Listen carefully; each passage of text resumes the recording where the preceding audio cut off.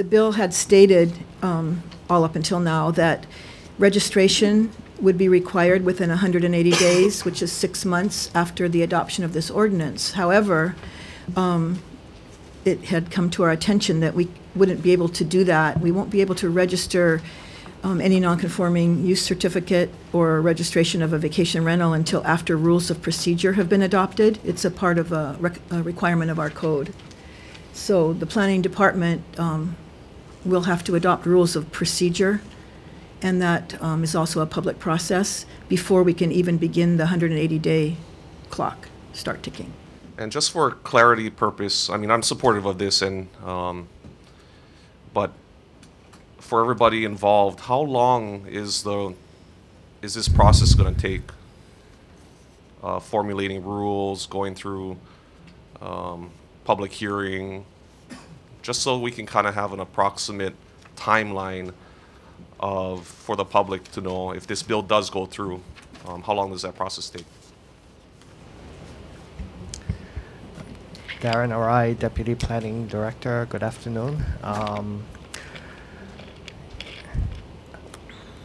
We started looking at crafting some rules, but I understand depending on the complexities of it, it's months easily, and I wouldn't hazard to guess that it could go anywhere to 4 or 5, maybe even 6 months, depending on some of the comments that we may receive by the public. We will probably do at least 2 public meetings, East and West Hawaii, and receive the comments and then try to craft the bill, because understanding that, craft the rules, because the rules will have to explicitly lay out the process and all the requirements. So as you can imagine, it's going to be a constant adjustment, no different than how Bill 108 has gone through its own processes.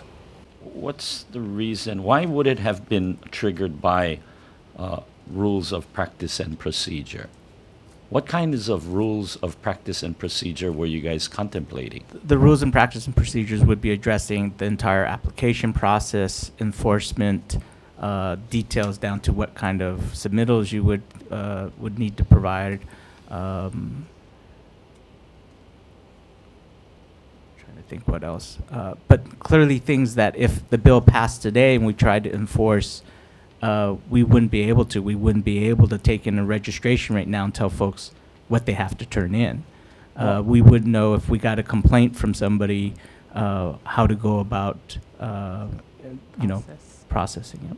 Well, why couldn't that all be built into this bill instead of going through the rule-making process? In earlier testimony,